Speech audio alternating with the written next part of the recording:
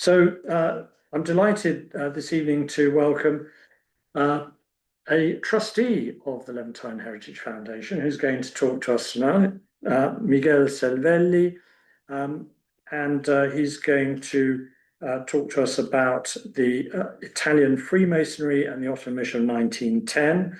A little bit about Miguel. So he is a Levantine with the usual complex mix of ancestries that I'm not going to go into here. He's an independent historian, deeply committed to research of this sort of complex existence of Levantine culture in the Ottoman Empire, and looking at the interactions within the different communities and linking them to the challenges of the world today. He's published a couple of books, one on Italian exiles in the time of the Ottoman reforms, 1828, 1878, and also a book, a collection of papers, Smyrna and Italy, Community Relations and Institutions, with Francesco Pongiluppi. And he's working on a book concerning his Levantine ancestors. So, with that introduction, I'm now going to pass over to Miguel to talk to us about Italian Freemasonry. Thank you. So that's okay. So thank you, Quentin. Thank you, Craig. Thank you, everybody, for being here. And thanks to the ones who are listening to us from wherever in the world. So yeah, I will start immediately with the topic because I think we have a lot to say. I will just start with the first slide. So as you see, this is a topic I've been working on in the last, I'd say, couple of years. It's not the only topic. So I'm generally working on the period that comes after the book I published on Tanzimat, on Italians in the Tanzimat period. So now I'm working on the Hamidian period and the Young Turks period. So let's say since 1890 to 1923 until the foundation of the Turkish Republic, focusing on Italian presence in Istanbul especially, but also Izmir and Thessaloniki. And of course, a lot of political history. I'm a lot into political history. I think it's so important to not just see the Levantine community as living in as if it was an abstract world that was not, being influenced by what was going on at the political level. And as that period is so strong with political events, so rich and so complex and dramatic, I think it's so important. So anyway, this is an event, this Ottoman mission, that when I discovered about it, I was so surprised that nobody had ever researched or written about it. So what's the point? Look at this image here. So this is 27th of May, 1910. So we're at almost at the end of the Ottoman mission. I'm starting from the end. And then, of course, I will go back to the beginning. But I just want to show you why I think this is so important. So this is a delegation of around 100 Ottoman citizens from all confessions. We have Jews, we have Muslims, we have Christians, coming especially from Istanbul, Thessaloniki, and Smyrna. Most of them are related to the Young Turk party or committee, but not necessary. We have also a lot of tradesmen, bureaucrats, lawyers, people from the judiciary system. And they have been invited to Italy, and now they are in Rome after touring. They arrived on the 1st of May, and here we're almost at the end, and they are at the Garibaldi Memorial on the Gianicolo. And as you see here from this chronicle that they found, I mean, it's in Italian, sorry, but we are saying that 32 carriages have been bringing the delegation from the center of the city up to the Gianicolo, and that they have deposed flowers for Garibaldi. And Cemal Bey, one of the members, has been speaking in Turkish, and the head of the mission, who is Nesib Bey, is translating into French for the Italian public. And they are exalting the figure of Garibaldi, because they say that as much as Garibaldi has brought Italy, has liberated Italy from despotism, that's the same thing that the Young Turks have been making. And as Italy is progressing to an era of progress, that's the same that Turkey, I mean Ottoman Empire, is going towards. And then it's very interesting to see that even after this, let's say, Garibaldian exaltation and commemoration, they go to the Vatican. They go to visit the Vatican Basilica, which Garibaldi, I don't know if he would have been so happy about that. But anyway, so here we are. It's the end of May of 1910, and we are having this huge manifestation of friendship and solidarity between the two peoples, the Italian and the Ottoman. And then, as we know, not even 16 months later, here we go. We have the war on Libya, the Italian occupation, military operation and occupation. In the end, after long months, as you know, the war lasted for a little more than 1 year, until October 12. So my question was, how is possible? How did we get to the Ottoman mission in 1910, in May 1910, and how did it happen that in only 16 months we went to the war and to the collapse of Italian-Ottoman relations? That even if in the following period kind of recovered in 1913, let's say, and then again, when Italy and Ottoman Empire found on different sides of the First World War, and then, well, we know what happens. Then we have the 1922 period with some attempts to anyway, we will not get into it. My point is, how was this passed? So we are going to focus on 1908, 1909, 1910, and that's it, 1910. We will not go to the war. I'm not interested into the war tonight. So just some preliminary information for maybe somebody who is not so much into it. In July 1908, we have the Young Turks Revolution, which is sort of pacific, and Abdul Hamid allows for a constitutional reform. And well, this I just wanted to say that I want to remind people that, as Quentin also reminded, I mean, I have a very strong Levantine past from my father's side. So, and my ancestors, so this is the grandfather of my grandfather and his brother, his younger brother. They were so much into it. So their role, their excitement with the constitutional revolution was huge. So they both, as musicians, composed marches for to celebrate the constitutional revolution and the Young Turks movement. So as you see, Rezna, if somebody doesn't know, was the city where Niazi Bey which was one of the heroes of the revolution, together with Enver Bey. Is a city in Macedonia. So Resneli Niazi Bey, that's how he's known. And the other one, as you see, March de la Constitution Ottoman. And then in 1909, my great-grandfather would compose the imperial march for Reshad. So this is also a crucial moment. So as you know, Mohammed V, or Sultan Reshad, came to power after the attempted coup in April 2009. And that's important because we will get back to that, because it will have a role in what we'll be saying today. And okay, here is a photo. This photo was taken in August 1909 in Thessaloniki. And we have Italo Selvelli, my great-grandfather, with Osman.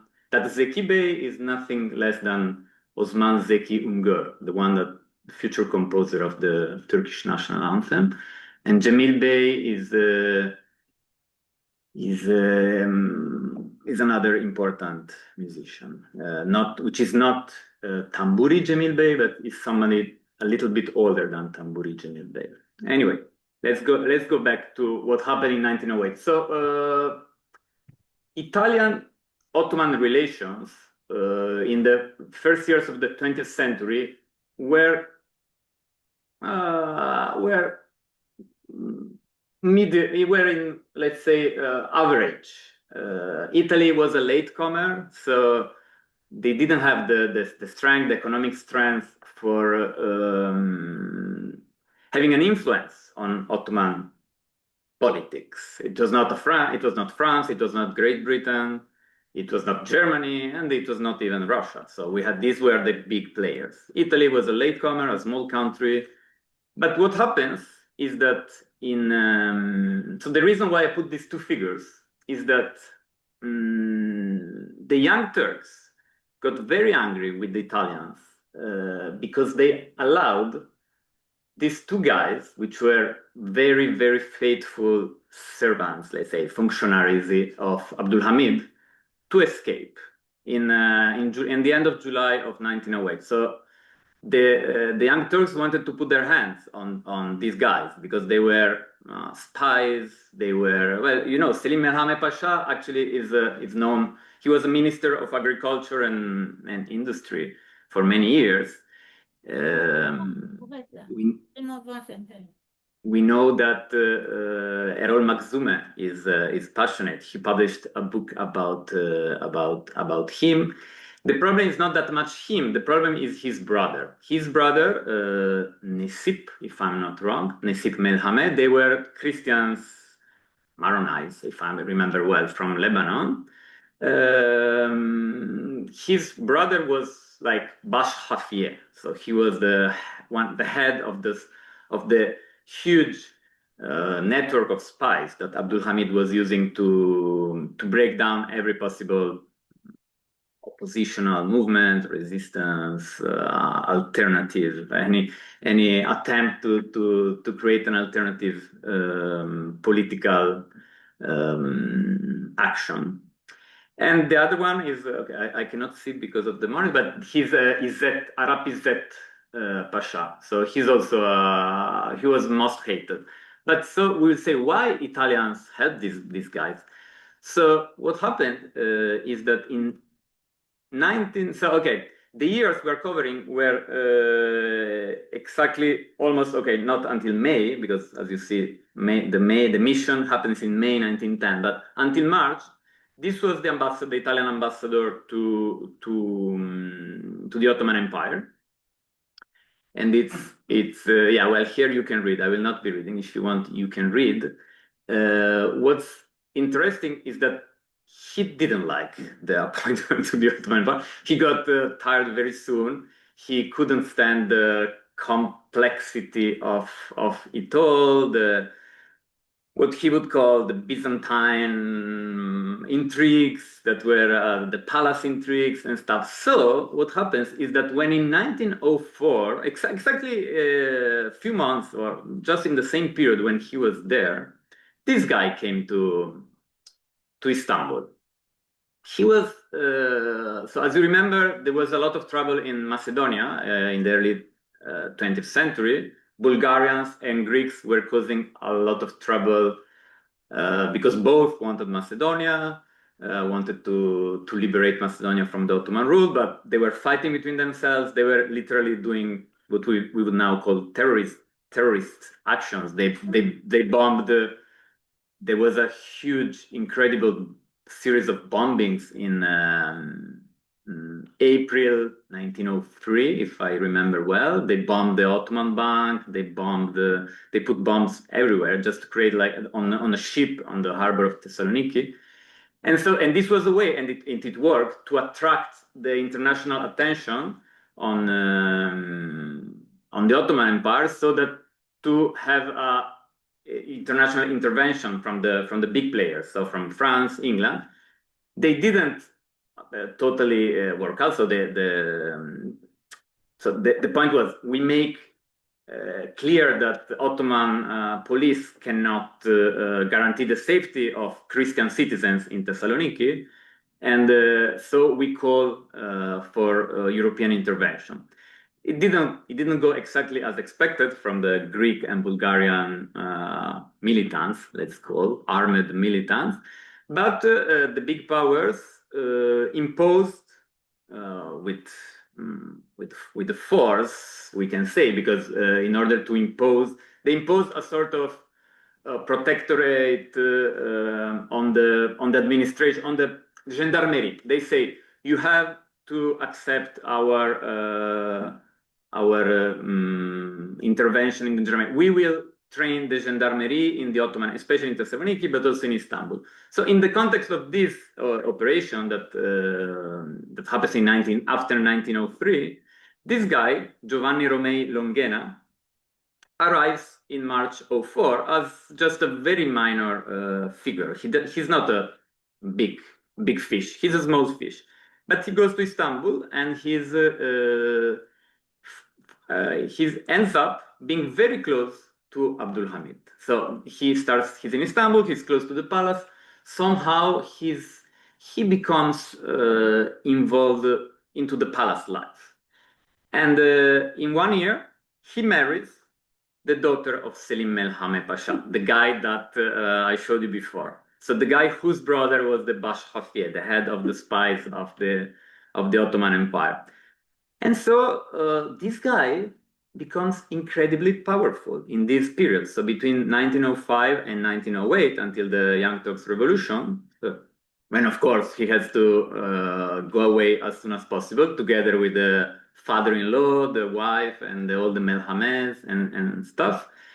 I found documents in the Italian Foreign Affairs archives where it's clear that this guy is just, so the ambassador is writing to the Imperiali, the one that I showed you before. Imperiali is writing to the Ministry of the Foreign Affairs in Italy, saying, Giovanni Romei Longhena did like this, he told me like this, we can convince, he told me that the Sultan is ready to have this offer, or he's asking for help against if Italy can do this against, put his voice against France and England to have a more respectful treatment, especially when there was this attack on Lesbos harbor. So in those years, it happens like this. If France, especially France, more than everybody else,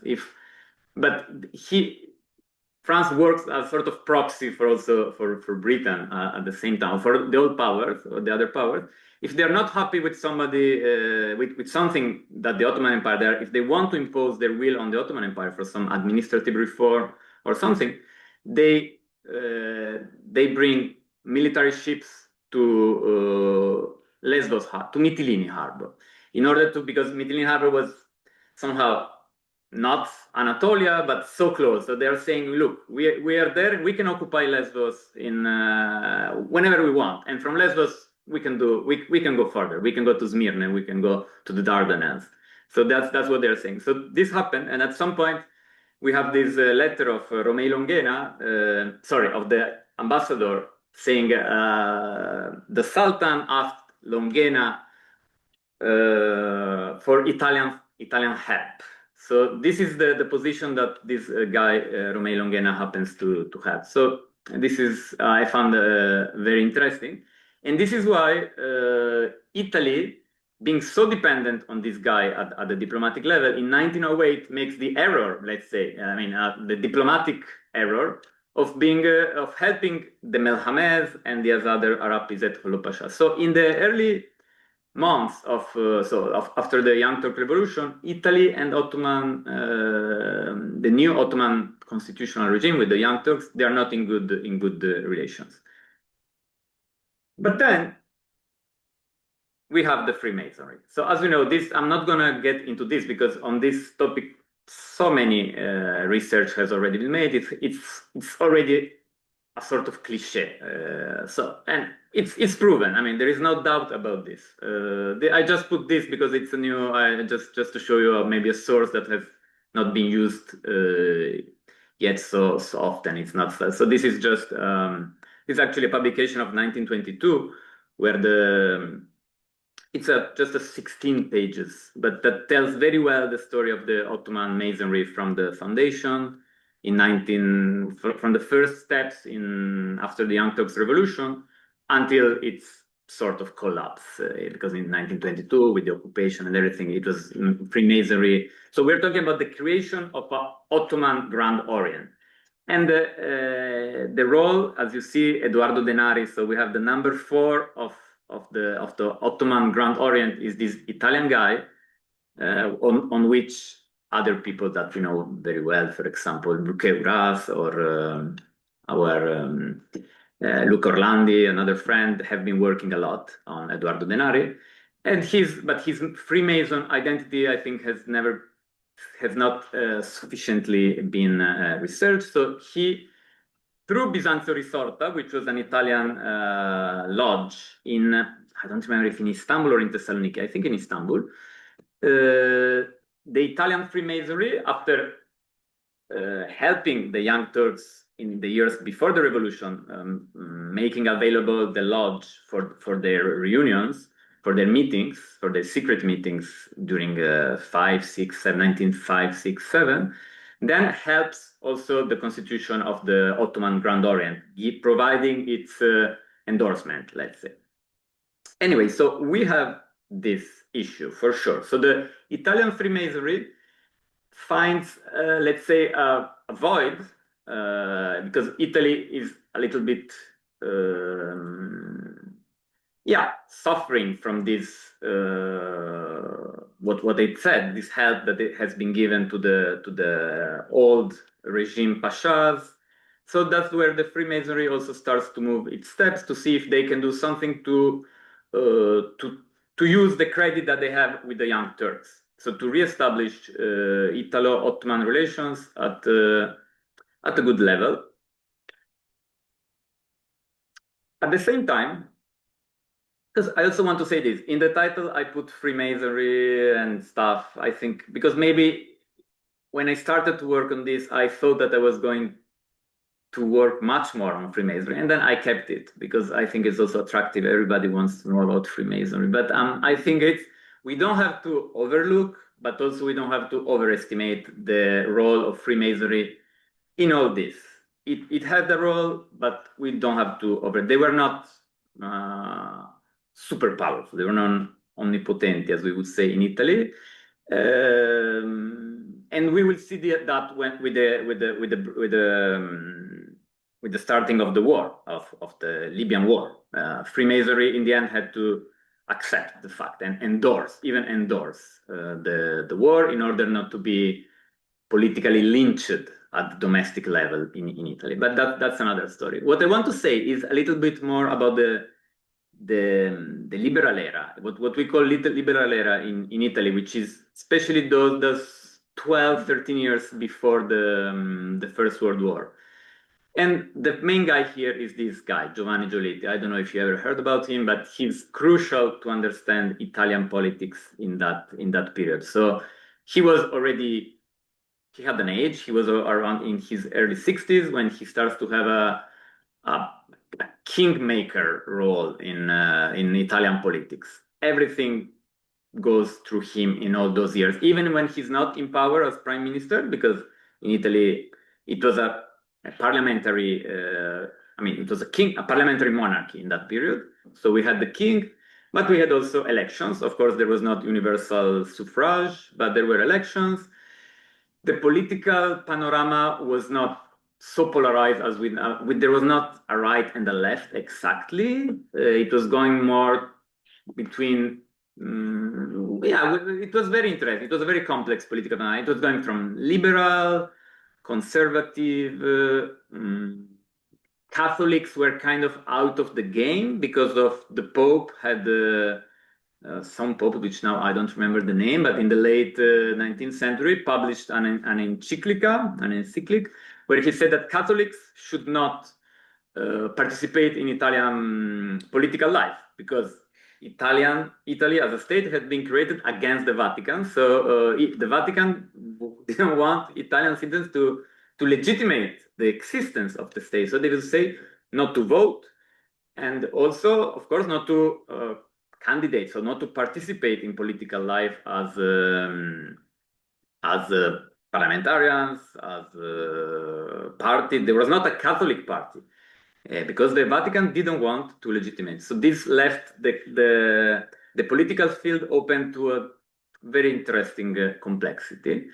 And Giolitti was able to, at that point, to play very well. He would go for a couple of years, he would try to get the socialist votes for a couple of years. After the objective was reached, he would go a little bit more trying to get the vote of the more liberal or the conservative. He was just very smart. He just wanted to stay in power and to make the reforms that he thought that Italy deserved in that period. In Italy, you have people loving him, saying that he was a great statesman. I mean, the judgment is open. I think that for what Italy was in that period, he was trying to do the best he could. But anyway, he was not interested at all in the Orient, the Ottoman life. So he was very European centric. He was based. He was Italy, France, and Germany. That would be his sort of. And okay, Great Britain. That's mostly he would see Italy in the context of, let's say, Central European politics. But then we have this guy. So now we are getting closer to the real topic, because if Giolitti was not at all interested in Ottoman, in Eastern Mediterranean, let's say, in the Levant, this guy, Luigi Luzzatti, was totally a different profile. So he was not a politician by heart. He studied law. He was Jew, born in Venice. But we have to remember that Italy in that period was so when it was founded, the monarchy, the unified Italy, as it was anti-Vatican, it promoted a very laïc and secular political and social way of life, let's say. So the public life was really based and centered on secularism and laicity, and a lot of Jews were in the public life, but as they never felt so much the need to be considered as Jews. The fact was to be Italian. And as for the Catholics that wanted to be in the public life, they knew that if you want to be in the public life, you were an Italian. Religion would be a private stuff, a private part of your identity, and you would not put it in the. It would be not part of your discourse, rhetorics, or stuff. That was the same for him. So he studied he studied law. Then he went to Milano. He got initiated to Freemasonry. But even here, he was not a militant Freemason. He was a guy of networking, and he needed, I think, Freemasonry for that. But he was not such a like a hardcore Freemason. He didn't care so much about the more ideological, ultra laïc and ultra libertarian or liberal way of life that the Freemasons in Italy were promoting in that period. What is very interesting is that in '68 he was one of the 3 founders of the Ca' Foscari University, which is a very important university for the Levant Heritage Foundation as well, because we have one of professors there from Turcologia is also Vera Costantini, is a dear friend of the foundation. And my grandfather also left Istanbul in 1936 at 19 after studying at the Italian high school. He moved to Venice actually to study at Ca' Foscari Oriental languages. The university was founded with this idea of putting together business, commerce school, and Oriental languages, with the idea that Venice had to recover after Venice became Italy in 1866, and so this is just 2 years after that. And he was really visionary. He was only 25 years old.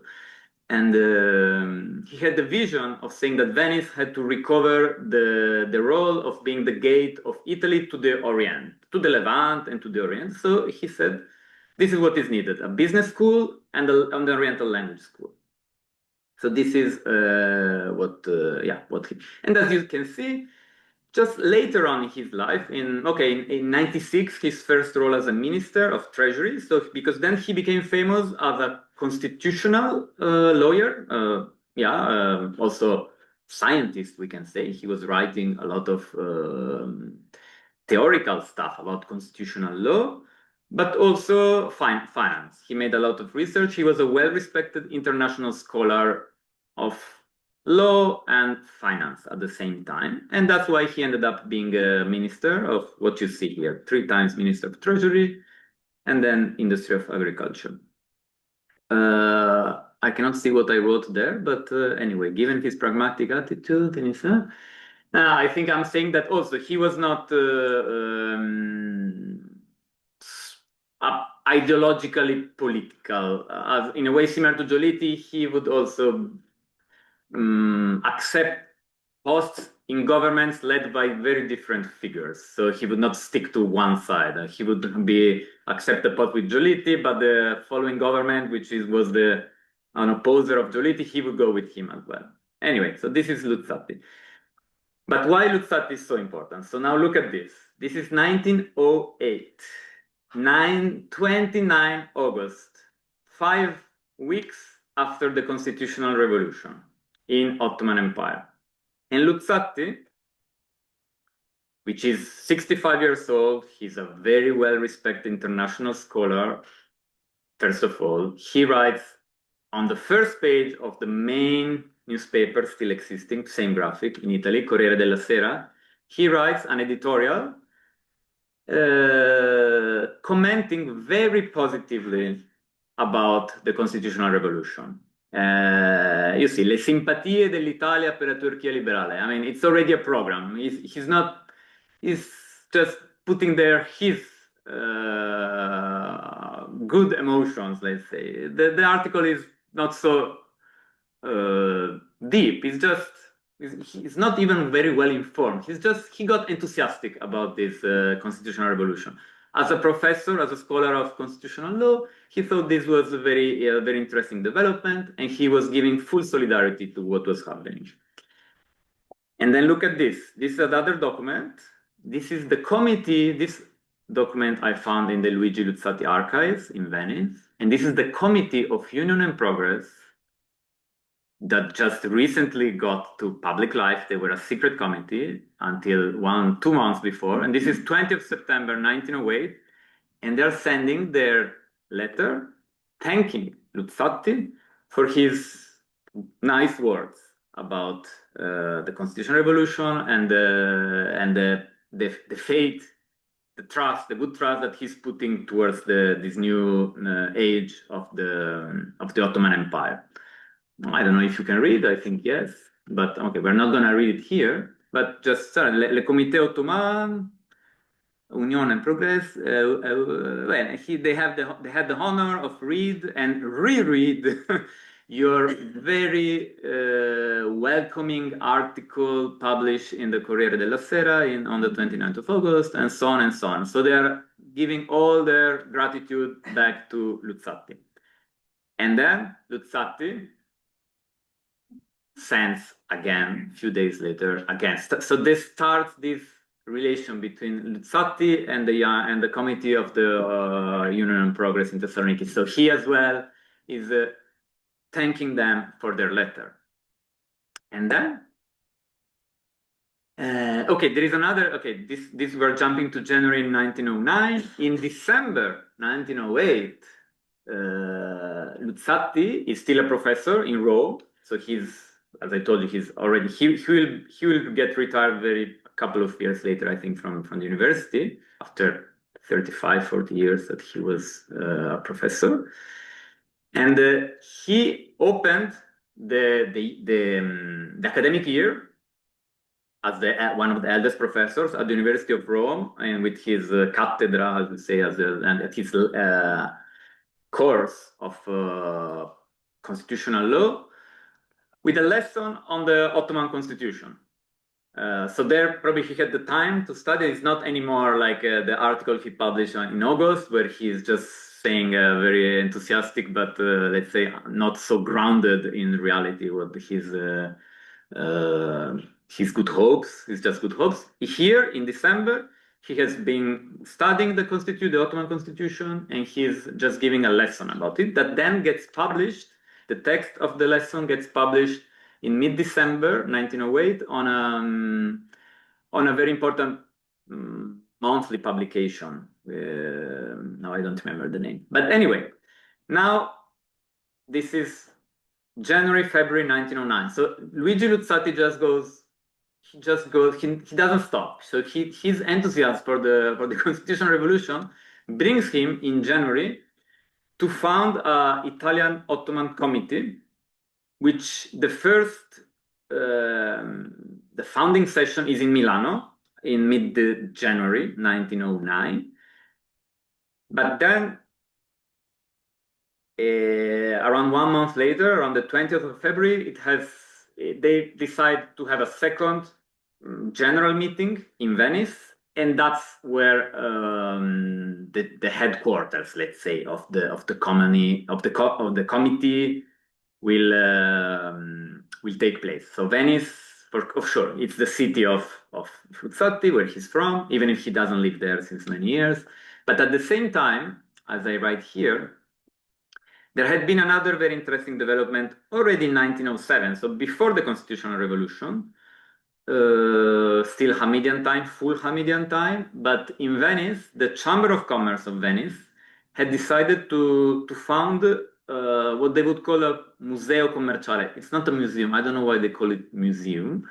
It was more like a commercial institute, we would say, or which it was just an institute on the side of the Chamber of Commerce, where they would try to be in touch with informers or researchers or tradesmen or other chambers of commerce in the East, not only the Ottoman, even China, Japan, in order to help tradesmen, from Venice or from the region, to develop their economic activities in the best possible way in the Orient, the East. And of course, this Museo Commerciale, gets very much involved in the Italian Ottoman Committee. So Luzzati thinks that they definitely need to put together their forces. That's why they decide to have the headquarters of the committee in Venice. The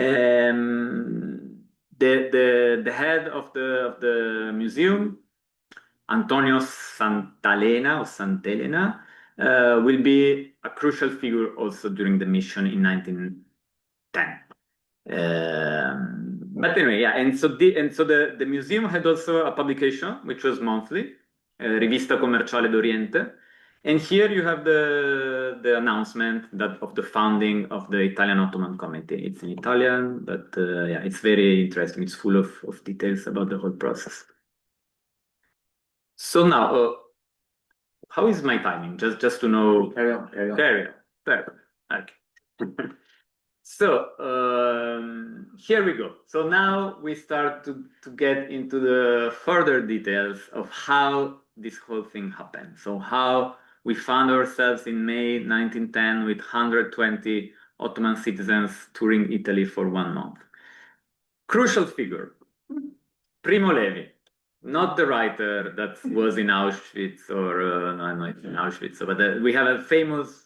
If you Google Primo Levi in Italy, it's almost impossible to find this guy because 99% of all the sources, of course, will be that famous great Italian writer who saved from concentration camp and etc. And then but he was born in the 20s and died in the 80s. So this is totally another guy, very interesting, totally. Understudied, it would be an euphemism. Nobody knows this guy, but actually, what he was actually directing a very important publication during the 1880s and 1890s. So he was a man of letters for many years.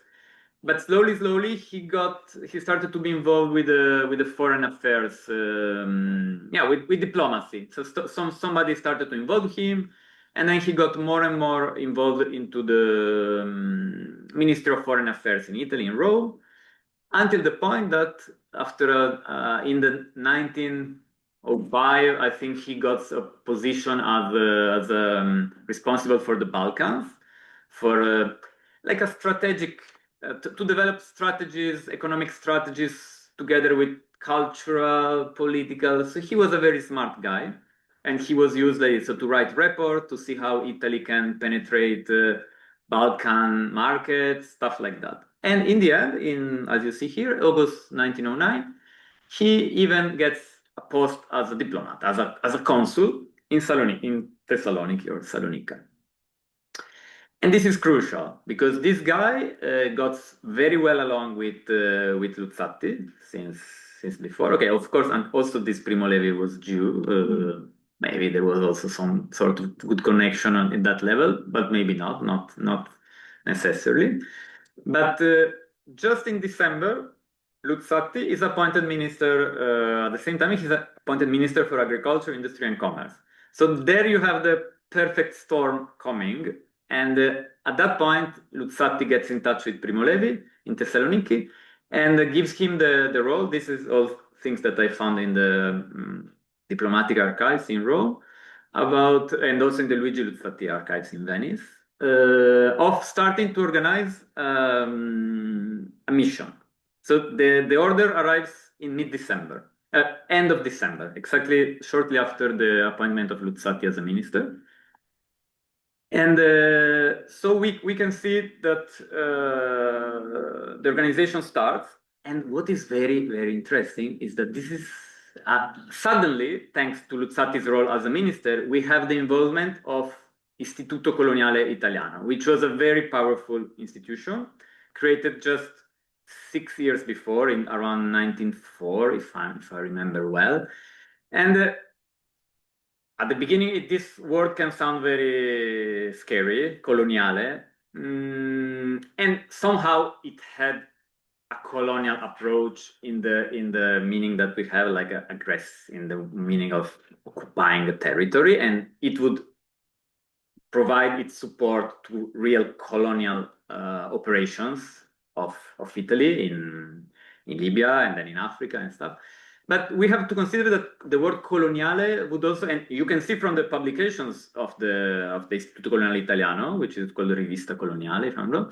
So colonia would be any place where an Italian community was living, actually. So this, even the United States, Argentina, Latin America, so wherever Italian migration had reached a foreign country and created a community, that would be a place where the Istituto Coloniale would be legitimated to operate. So this is actually the purpose of the Istituto Coloniale Italiano.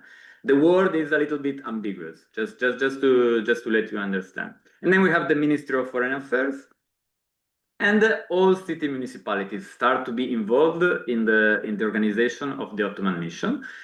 And then, of course, also other more private, let's say, as the Museo Commerciale di Venezia, all chambers of commerce in every city that will be touched by the tour, and of course, Masonic lodges. But as I told you, not so important. They are there, they will have a role, they will try as much as possible to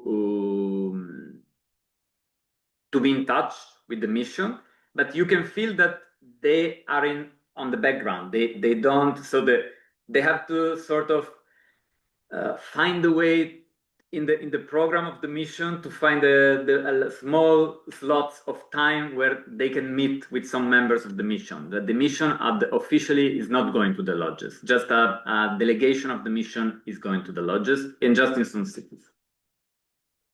So here we go. This is the ship. Actually, the ship was called Solunto since 1909. The ship was rebaptized as Solunto, but this was, I found through some research, I found that this is the ship that brought the mission from Istanbul and then Salonika to Bari and then to Venice. It was very new. It was varata. I don't know this word in English, but it was inaugurated. The first trip was in 1897. It was actually used to very much from at the commercial level from companies that would bring Italian migrants to Latin America. That's also why the first name was Centro America, so like Central America. This was its first purpose. Then in 1908, it was bought by a almost state company, Navigazione Generale Italiana, and rebaptized as Solunto. And in this case was the Istituto Coloniale Italiano that paid for, like, rented the ship to supply it for the organization. And it's very sad, but also very interesting, like symbolically to see, because of what we will say later regarding Germany's role, that the ship was then sinked by a submergible, by a torpedo during the First World War in 1916 by the Majorca Island. Yes, this is very interesting. So that's I don't know if there were big. I didn't research about the event, but that's what happened, since according to this information that I found.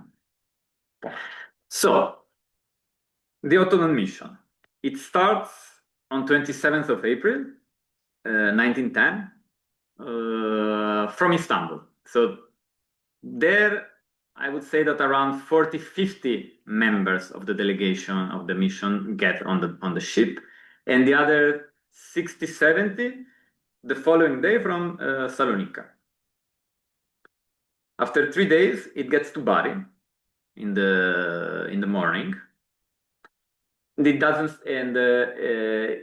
stay a night. It just stays for a few hours. There are some ceremonies. So the first place where the mission touches Italian land is Bari, but they just stay there on the harbor, some ceremonies with institutions, and then go back on the ship. And the following day they arrive to Venice, where they properly get disembarked, and they stay for 2 nights there. And they have a lot of meetings with chambers of commerce, municipality, the mayor, the municipality. And in one of the nights, also they have a visit to a lodge. Actually, two lodges get together despite their rivalry to be able to host properly a section of the delegation. And then the following day, the ship they don't need anymore the ship, because then they are provided with a special train just for the mission, newly refurbished, that will bring them for all this route that you can see here. If you know Italian geography, you can understand how much. So from Veneto, Padova, Verona, they go Brescia, Milano. I put some dates there just to give you Then they have 3 days only in the northern Italy, because of the relevance already at that time of industrial activity in that region. So a lot of members of the delegation are interested into, as the Young Turks, as the new leaders of the country, of the Ottoman government. They want to improve industrial activity in their country, so they get to see. They are showed a lot of examples, what can be done. They get suggestions, they get connections, relations, possible. They discuss possibility for collaboration and stuff like that. And then they go to Novara, Torino, so they reach the far northwestern point. And then they go down, always with the train. They go to Genova, to La Spezia, to Livorno, to Firenze, to Roma, and then finally to Napoli on the 29th of May. And the 1st of June, so exactly 1 month, 31 days after the arrival in Bari, they leave with the same ship that was waiting for them in Napoli and go back to Salonika and to Istanbul.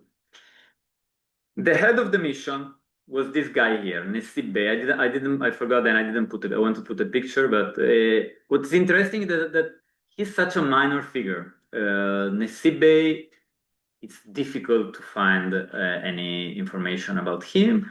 just from the list of the members that I will show you later, we know that he was, until that moment, he was young, he was in his mid-30s, and he was the responsible for agricultural development for the province of Thessaloniki. Very likely he was much in good relations with the Young Turks, but we don't know much about him. But what we know, and is interesting to discover, and that tells something, which these are my, of course, they're still just hypotheses, but after they come back, just shortly after, in around July of 1910, he gets appointed as maître de cérémonie, I mean the master of ceremonies of Yusuf Izzettin. Yusuf Izzettin was until that in that moment was the hereditary, how you say, the crown prince. So he would be the one. He was the son of Abdulaziz, sort of illegitimate because anyway, that's another story. So but Yusuf Izzettin was the first in line to, but he would suicide or be suicided, according to some, in February 1916, and that's why then we ended up with, after the death of Sultan Rashad, we ended up with Vahdettin. So, but yeah, so for some reason, I think the Young Turks, for some reason, wanted to get, or a section of the Young Turks at some point wanted to get rid of him and put him in a very non-political position as probably it was a very well-paid post as the master of ceremonies of Yusuf Izzettin, very quiet life, but not so relevant politically. Here I will just show you some of the pictures that I was able to find in different sources about the mission. So this is, you can see it right, all'Esposizione di Venezia. So this is a very nice collective picture. Look at all these fez in Venezia, in Venice. It was a very new, to have very recently founded this space for the expo. You can recognize some Italians from the huts. Generally, all Ottomans would have fez, and the ones who don't have fez are the non-Ottoman, even if there are maybe some exceptions. In here, we have another interesting picture. This, I don't know where it was taken. There was no. The guy there, the guy which a little bit old, which is carrying his coat on the arm at the center. That was the Antonio Santelena or Santalena, who was the sort of the Italian coordinator of the mission. So he was the one who accompanied. So he was the head of the Museo Commerciale in Venice. He was from Padova or from Treviso. He was Veneto, but yeah, and he was accompanying the whole mission from the first, actually not in Bari, of course, but from Venice until Napoli. He was probably one of the few Italians that was with the mission for the whole time. Look at these guys there, even the ones on the crown. They're such an incredible picture. And here there are some ephemera that I was able to find from different also archives. So this is the proof that this thing was really, I mean, it had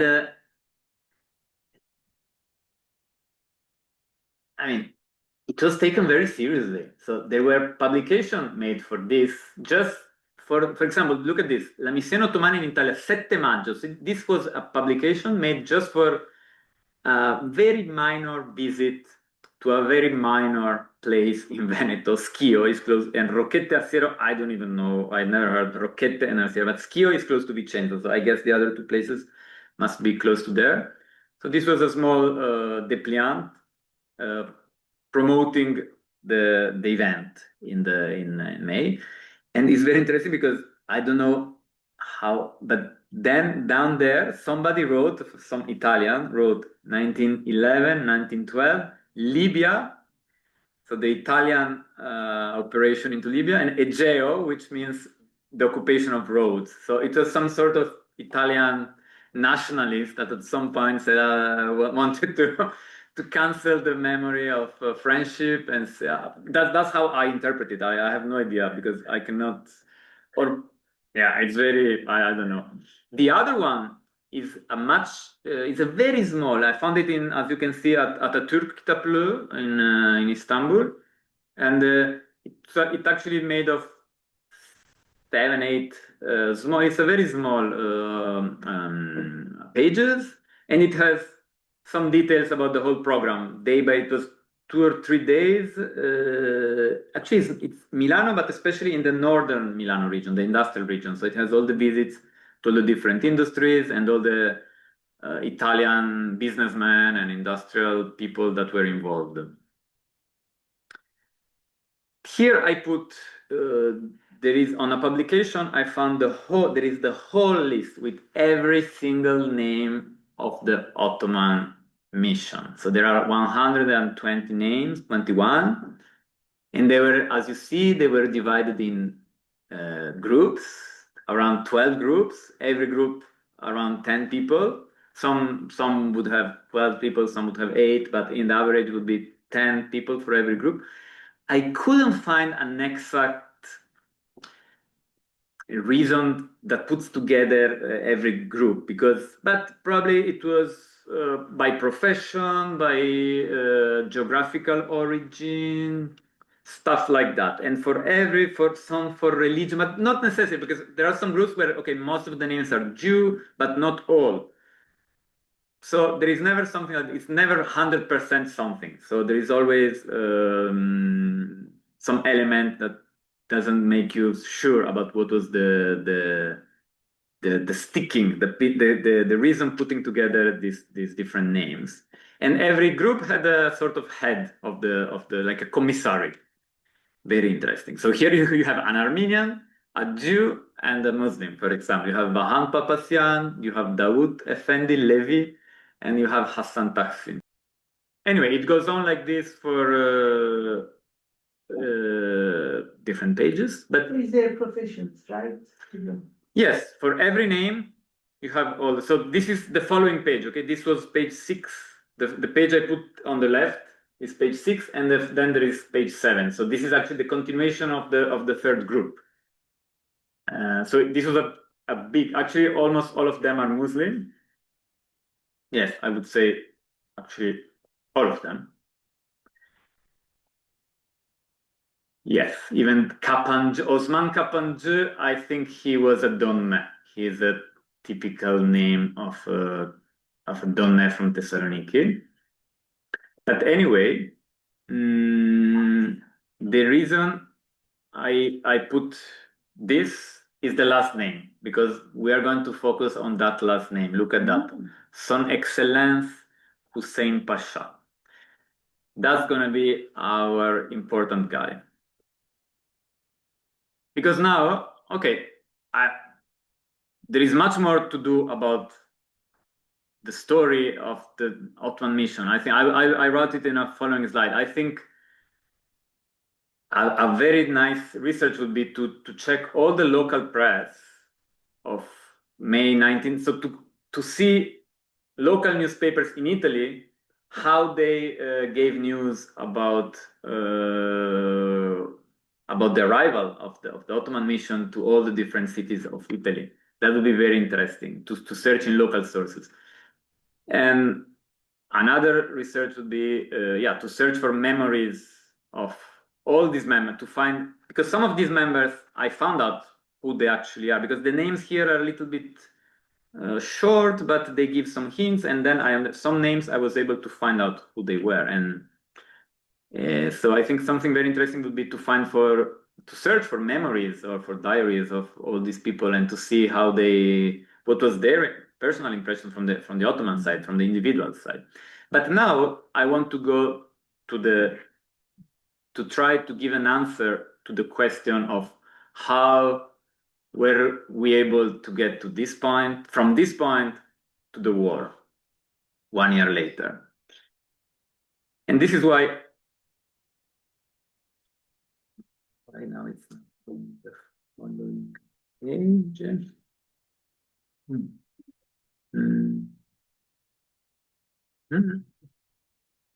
Yes.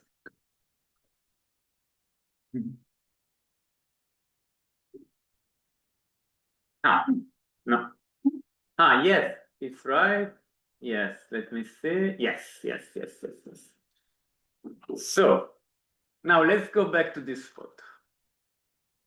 Because Hussein Pasha, I mean, I cannot be 100% sure, because look at the information here. He's the only Pasha. First of all, he's the only Pasha of the whole mission. There is not another Pasha. They're all beys. They're all, let's say, minor figures in general. But he's only Pasha. There are not so many pictures that I was able to find, but this picture here, look at this. Look at this. So I have the feeling that that guy there with the on the right picture, with the oldest guy, tall, with the big white mustache and the fez. Can you see him? Is the same like the one on the left. That's just my hypothesis, but the point is that that guy on the left is Hussein Husnu Pasha. The guy on the right is Mustafa Kemal. As you see, İşte Atatürk. I found this picture on işteatatürk.com. So this is April 1909. The coup d'etat in Istanbul has just taken place. Let's say the counter-revolutionary coup from religious Islamist factions inside, both at the social level, political, but also inside the military. They took arms to try to get rid of the constitutional regime that they found against Islamic law, because the Sultan's power cannot be limited by a parliament. So there was a coup. It's called as the events of the 31st of March in Turkish, even if it was 13th of April, because they have the calendar, the different calendar. And so then, in the stronghold of the Young Turks in Thessaloniki, we had Hussein Husnu Pasha was the Redif Taburu Komutanı. So he was the commander. He was a guy who had done all his life in the military, and at that point, as already an old, he was actually not so old. He was only 53, but he was the commander of the old-aged soldiers in Thessaloniki. But because most of the other figures of the military were in Istanbul in that period, he found himself in a very crucial role. And with the help of Mustafa Kemal, who was his assistant, or found himself in the position of assistant. He had now I don't remember the Mustafa Kemal's exactly military position in that moment in Thessaloniki, but they kind of exchanged ideas to what to do, and they decided, and Hussein Husnu says that Mustafa Kemal's role was important, to say we have to act immediately and move troops from Thessaloniki to Istanbul. And that's called in Turkish Hareket Ordusu, mobilization army, maybe. I don't know in English how we can translate it. And in a few days, they moved troops, a lot of troops, ultra loyal to the constitutional regime, to the Young Turks, all the soldiers that were Unionists or faithful to the loyal regime, to the constitutional regime. They moved to Istanbul in a matter of, so around the 21, 22nd, 23rd of April, they camp outside Istanbul in Yeşilköy. And then what's interesting is that while Hussein Husnu was at the head of the troops until Yeşilköy, then from Yeşilköy to central Istanbul, when they crush the insurgents, and then the constitutional regime is again back to power. I mean, back to power. The lead of the army is taken by another guy called Mahmud Şevket Pasha. Now, I try to understand in all possible ways why this happened. Some say that Mahmoud Shevket Pasha was a Philo-German because educated by the German military, and Enver was also, as you know, Philo-German. And in the end, he was actually Enver had already left a few weeks before to Germany as a military attaché to Berlin. They didn't like Mustafa Kemal, and they didn't like Hussein. None of them, because for different reasons. Mustafa Kemal just because of Enver. Mustafa Kemal were already not in good relation from the military school, but Hussein Husnu was more Philo-French. I forgot to say, Hussein Husnu was also the father-in-law of Rahmi Arslan Bey, the famous Vali of Izmir during 1913, 1918. Coming from a very intellectual family, Freemason, more close to French culture. So we have this sort of division between the Young Turks, between the more German militarist section and the more Philo-French. Still, of course, they're all militarists, but a little bit more. Mustafa Kemal had no relation with Freemasonry as far as we know, but still a little bit. So I'm trying to understand if these are my hypotheses. I mean, I'm just trying to make to understand. But let's go to the following. So, sorry, I had also this. Okay. So Hussein Husnu. Well, you can read here again, more or less what I already said, everything. But the point is that he got appointed as the Valley of Trablusgarb, so in Libya, in Tripolitania, as we say in Italian, so the western side of Libya, because there was no such a thing as Libya. Libya is a Roman word from the Roman Empire, the way the Romans would call that area.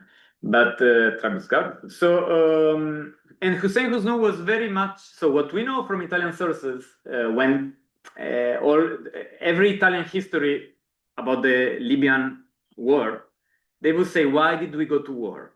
Because there was this, until a point, well, they always had difficulties. So Italy wanted too much, always, from the Ottomans. They wanted to open a bank, they wanted to have agricultural works, they were always asking more and more, and the Ottomans were trying to give as less as possible in order just to keep them the minimum content, but they didn't want to because for them legitimately was just an attack on Ottoman sovereignty. I mean, there was no point of, I mean, Italian request was just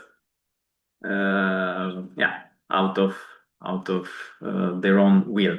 So anyway, so there is until a point, but in 1909, 1910, there is this kind of good valley, a governor that is helping them, being kind of helpful. And then, as you see there, I think the public will see, but here you don't see. But anyway, after Hussein Husnu, we have Ibrahim Adhan. So this is the bad valley, according to the Italian. So they hate this valley because this valley is much more harsh, is much more just says no. He always says no to everything, and that's why Italian government starts to get more and more upset. Economic pressure from the banks, from other actors, and in the end, they get to war in September. But everybody says the reason is Ibrahim Adhan. So this is Ibrahim Adhan. So I'm also surprised that always, even in Ottoman, in Turkish sources, there has never been such a. I couldn't find a proper research on the figure of these two valleys, which are so important. Even I don't expect from Italian so much Italian research. Italian historians have made an amazing job in describing all the change of the public opinion in Italy, the economic interest. There are a lot of amazing works on this, very helpful.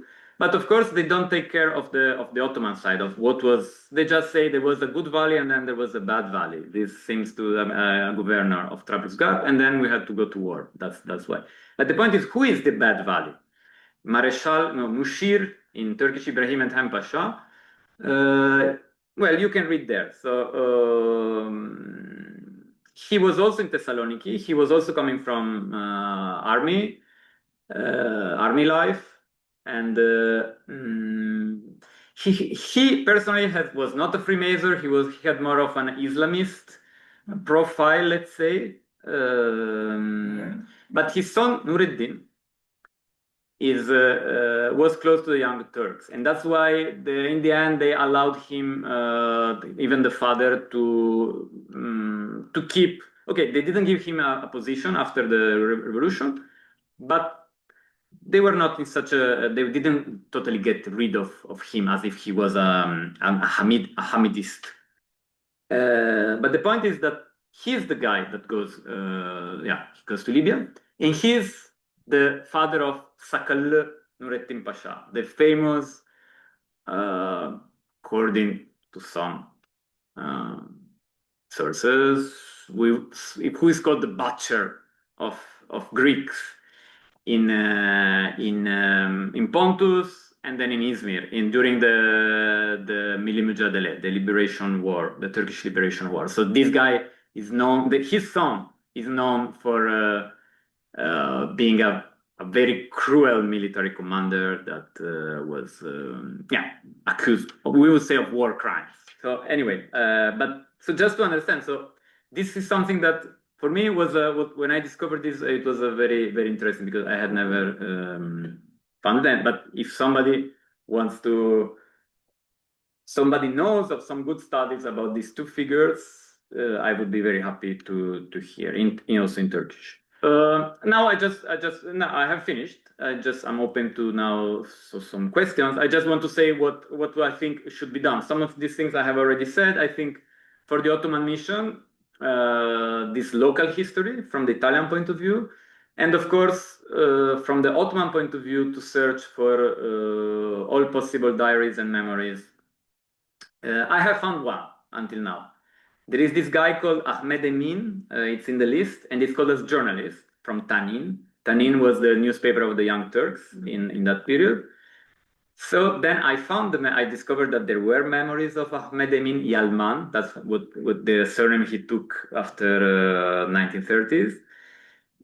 And it's very interesting because he says that the whole Ottoman mission, so he participates in the Ottoman mission, and he says they were just cheating on us. The Italians were cheating on us. They were trying to show a nice face to us, while in the meantime they were preparing for war. So it just dedicates just one page. I would have loved to read for pages and pages about he doesn't say anything about the trip. He just gives this very harsh opinion about that the whole was a scam, practically. So it was just made to bluff. It was a bluff, according to him, which was very sad to hear that, because I don't think it was a bluff.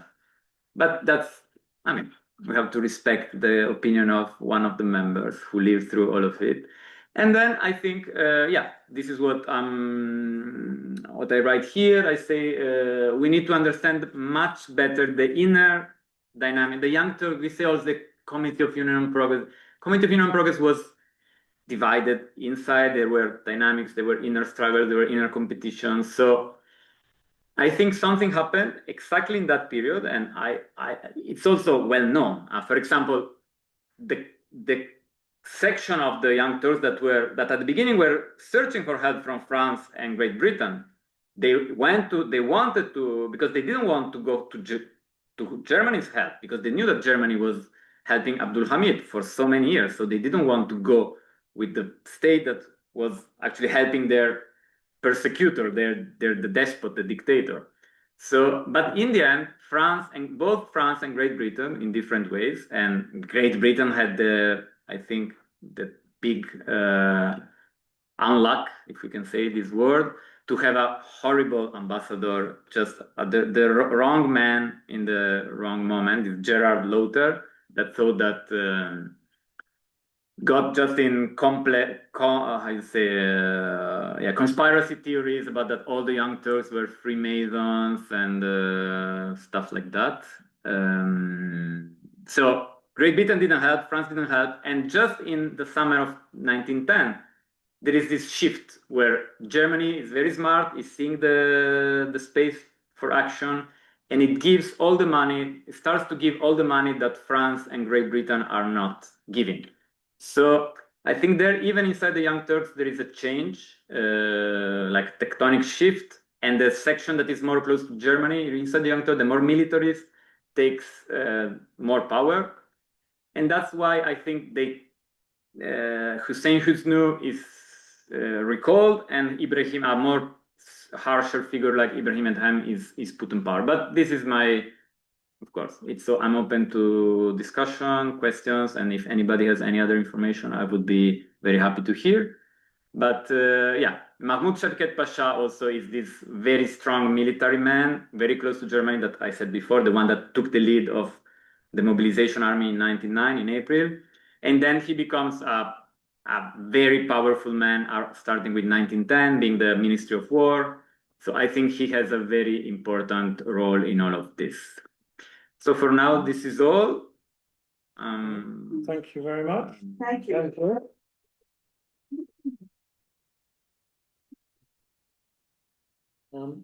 Thank you very much, Miguel.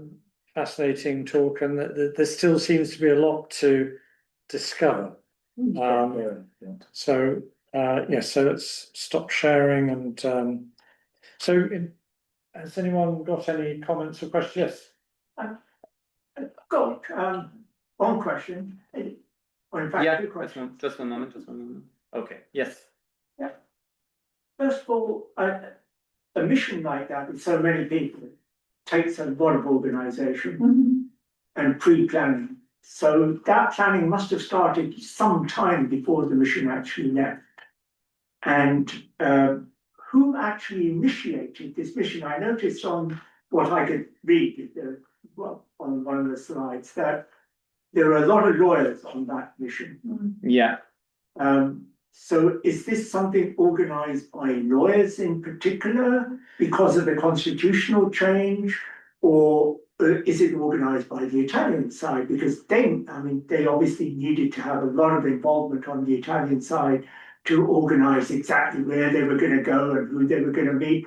I mean, to an extent, it strikes me as a bit like some of the fact-finding missions we get nowadays, which are really more like holidays for a lot of people. Yeah, they was all sort of join. There are 2 or 3 people who may actually be interested in what's going on, and the rest are all hangers on a sort of holiday. Yeah. So yeah, the question is how much before the actual mission did this actually start to get organized? Who organized it? And if it was a serious mission, I would expect some minutes to have been produced of the various meetings. Yeah. So do the public from home hears the question? Yeah. Okay. This microphone fixed well. Okay, great. So yeah, well, thanks for the question. Some of this I think I had said that maybe I was a little bit chaotic in the information. So the mission started to be organized at the end of 1999. So let's say 5 months, even less than 5 months before, I would say. So maybe they had the idea of it. Maybe it was already some months before, but the organization starts in mid-December 1909, when Luzzatti becomes Minister of Industry, Agriculture and Commerce. And at the same time, since already some months, we have the Primo Levi, who is consul in Salonika. So that's when the organization, so just for a month, actually. Italian initiative. Absolutely Italian initiative. Of course, with the will, I mean, probably there was already some contact in Salonika. I think that the Ottoman organization was done through Salonika. So we have the consul, the Italian consul, and we have, as we know, the headquarters of the Committee of Union and Progress were still in Salonika, because they never moved it to Istanbul until a little bit later. So in that, well, actually, yeah, they moved it already in 1999. Yeah, they had already moved, but in Salonika it was still a very important presence, offices, people. So everything was done through Salonika, but the money, if we have to talk about that, was coming from Italy, mostly from Italy, directly from the ministry, from the Istituto Coloniale Italiano, and from the local chambers of commerce and the municipalities. So But how do they collect all these people together in these terms of choosing? I mean, they look like a little bit, like for example, influencer of today. Yes. For them, you know, like Yalman, for example, Yeah. a reporter, and then lawyers, and then there was commerce guys and all that. Like. What I can see is that all, I mean, from the list and stuff, everything was through the party. So the committee and union part. So I think almost all of them will be somehow in relation. So with members of the party or directly with the party or names suggested by people close to the party. So I think that would be the profile. And they wanted to put together people dealing with law, people dealing with industry, commerce, trade, agriculture. Because you see, because Luzzatti was the Minister of Agriculture, Industry and Commerce. So we have this thing. So he was kind of a mastermind, actually, as a Venetian. Yes, he was. Ideal, yeah. But was incredible. I forgot to tell this, but because this is what is incredible is that on the 31st of March, so just 1 month before the ship leaves from Istanbul, Luzzatti becomes prime minister. Yes. For the only time in his life. He was always, as I said, a professor, then a minister, but in the only time in his life he held the post of prime minister was between March 1910 and March 1911. So that's why he didn't meet the mission, because he was in a too high level. He couldn't meet the mission. Many ministers met the mission while in Rome, but Luzzatti didn't meet. Yeah, because maybe it was not seen as, proper to the ceremony. I mean, to the, how you say, this diplomat. Yeah, you know, he's the prime minister. He cannot go to meet a delegation. I mean, he could have, but for some reason he was busy with many other things, so he didn't go to meet the mission. But did the CUP at that time have anybody who was responsible for foreign affairs or trade, or was it a collective effort, a collective government in those early days? I think it was a I mean, they counted on sympathizers. I mean, they knew, and especially because Salonika, we can say that the whole city, I mean, most of the city of Salonika ended up supporting the committee in the very first phase. Then maybe they lost their sympathy. But in that phase, still in 1909, 1910, there was still a lot of sympathy. So you had, even if they were not directly members of the young of the committee, they would know. So I mean, I'm sure that the committee was active in Salonika since 1903. Most of the people were from Salonika or from the area, so they knew who was loyal, who could be loyal to the. That's how But was it, let's say, a Salonika initiative for the benefit of Salonika, or was it actually for the benefit of the new regime as a whole, do you think? And from the origin of the members, we see that we would say 60% from Salonika, 25% from Istanbul, 10% from Izmir, and 5% from, I remember there is one from Konya, and maybe one from Antalya or Eskişehir. Like there are maybe not more than 5 people coming from a city which is not Izmir, Thessalonica.